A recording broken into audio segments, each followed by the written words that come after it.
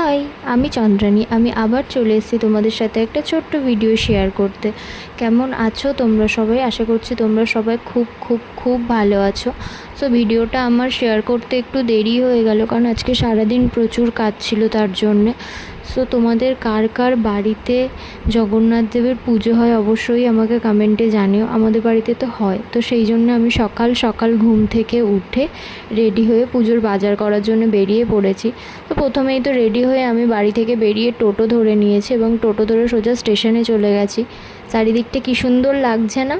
তারপরে আমি ফুলের দোকানে চলে গেছি, কারণ আমার আজকে প্রচুর ফুল লাগতো, পুজোর জন্যও লাগতো আর রথ সাজাতেও তো লাগতো। তারপরে আমি ফুল নিয়ে বাকি বাজারগুলো করার জন্য চলে গিয়েছি। তারপরে আমাকে সবজি বাজার করতে যেতে হয়েছিলো, কারণ ভোগের জন্য আমাদের সবজি লাগবে। তার জন্য আমি সবজি কিনে নিয়েছি। তারপরে আমি মিষ্টিও কিনে নিয়েছিলাম, সেটা আর তোমাদের সাথে আমার শেয়ার করা হয়নি। তারপরে মিষ্টি টিষ্টি কিনে দেন আমি বাড়ির উদ্দেশ্যে রওনা দিয়েছি। আজকে বাড়িতে প্রচুর কাজ ছিল, তার জন্য বাইরে আমি একটু টাইম ওয়েস্ট করিনি। সো টাটা, আজ ভিডিওটা এত দূরই থাক।